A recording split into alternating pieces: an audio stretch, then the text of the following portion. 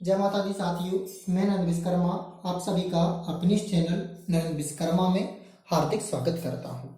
आज मैं आपके लिए पर्यावरण से संबंधित एक विशेष टॉपिक लेकर आया हूं, जिसका नाम है परिवार के सदस्यों की देखभाल। तो हम देखते हैं कि हमें कितने प्रकार के परिवार में जो सदस्य हैं और हमें उनकी देखभाल की आवश्यकता होती है। तो सबसे पहला आता है चैप्टर बुजुर्गों की देखभाल। तो भारत में जो बुजुर्ग हैं 65 वर्ष की बाद की जो अवधि होती है, आयु होती है, वह बुजुर्ग कहलाता है। कई किताबों में 60 वर्ष भी बुजुर्ग की दी गई है। भारत में बुजुर्ग 6% है। पूरी जनसंख्या की जो इनका प्रतिशत है वह 6% है। भारत में जो बुजुर्ग हैं, बुजुर्ग को पथ प्रदर्शक माना जाता है। पथ प्रदर्शक, जिस घर में जो बुजुर्ग होता है वह उसका पथ का रास्ता दिखाने वाला माना जाता है। बुजुर्ग ये होते हैं जो प्रत्येक बालक को उसके सांस्कृतिक, साहित्यिक, भाषा शैली से जुड़े रहती हैं। बुजुर्ग के माध्यम से ही परिवार का जो कार्य होता है वह सुचारू रूप से संपन्न होता है।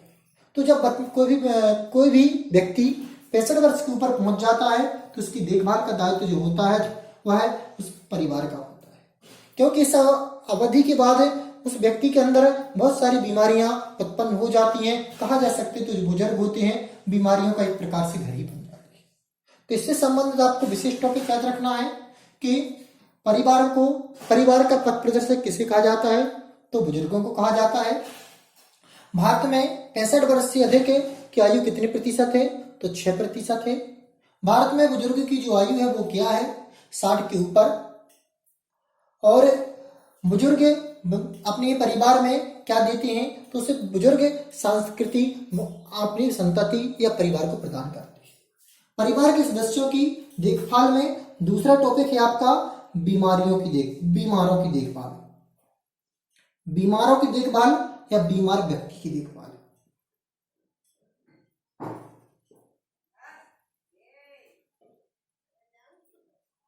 बीमारों की देखभाल या बीमार व्यक्ति की देखभाल भी एक विशिष्ट टॉपिक है। इस टॉपिक में जब हमारे परिवार का कोई भी सदस्य या किसी भी सदस्य की तबीयत खराब हो जाती है, हेल्थ खराब हो जाता है, तो उस परिवार के प्रत्येक सदस्य का दायित्व होता है कि उसे अच्छे से अच्छा वातावरण प्रदान करें। जब हमें किसी बीमार व्यक्ति की देखभाल करना होता है तो हमें सबसे पहले उस घर का जो वातावरण है वह क्या रखना चाहिए, शांत रखना चाहिए। क्योंकि यदि परिवार के व्यक्ति को हमें ठीक स्वस्थ करना है तो उसका जो वातावरण होता है घर का वह विशेष महत्व रखता है। तो हमें क्या करना चाहिए, वातावरण को शांत रखना चाहिए। और परिवार में जब भी किसी व्यक्ति की बीमारी ग्रसित करती है तो हमें उस व्यक्ति को शीघ्र चिकित्सक के पास ले जाना चाहिए। अब तीसरा जो चैप्टर है या टॉपिक है इसका, वह है आपका किशोर अवस्था वाले बालकों की देखभाल। किशोर अवस्था वाले बालकों की देखभाल।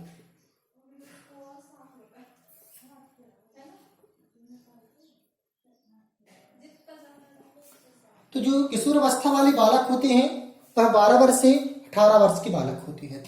इस अवस्था में यदि किसी बच्चे की देखभाल सही तरीके से कर ली गई तो उसे बालक का जो भविष्य है वह सुरक्षित हो जाता है।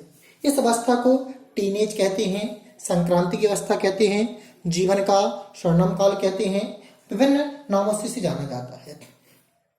तो किशोर अवस्था में जो बालक की देखभाल की सर्वोपरि सबसे अधिक आवश्यकता होती है। इस अवस्था में प्रत्येक बालक को अपने भविष्य निर्माण की चिंता हो जाती है। इसके बाद परिवार के सदस्यों की देखभाल में अगला चैप्टर जो है विशेष आवश्यकता वाले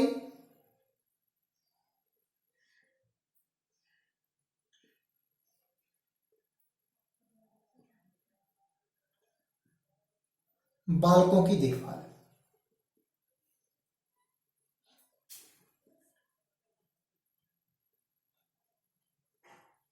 इसके अंतर्गत हमें ऐसे बालकों की देखभाल करनी पड़ती है जो किसी कारण से शारीरिक हो, मानसिक हो या किसी अदर कारणों से वह अदर बालकों से विशेष हो। अदर बालकों से कैसे हो, विशेष हो। ये अगर शारीरिक रूप से विशेष है तो हमें उस बालकों की देखभाल के लिए उसके पोषण पर विशेष ध्यान देना चाहिए।